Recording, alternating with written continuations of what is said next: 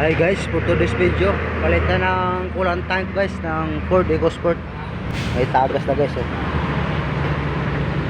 So ito yung papalitan yung bago.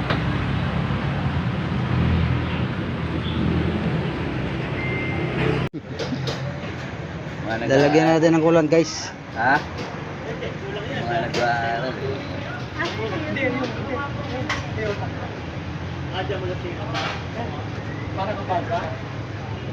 Ilang liter ba dapat yan? Isa lang yata eh. Ano na naman yan na may... Oo. Eh yan, pilan mo May na lang max ito. naman Salain yan. mo na lang ito. Oo, May max naman yan siya. Ayan o. Doon sa max naman siya. Above minimum na yan. Pero max mo na. Ilagay mo itong... Ayan.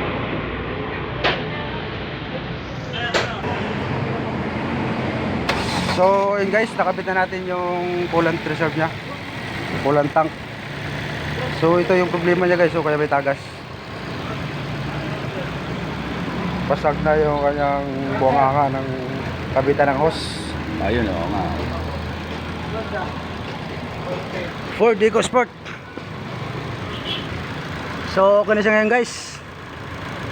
Wala nang tagas.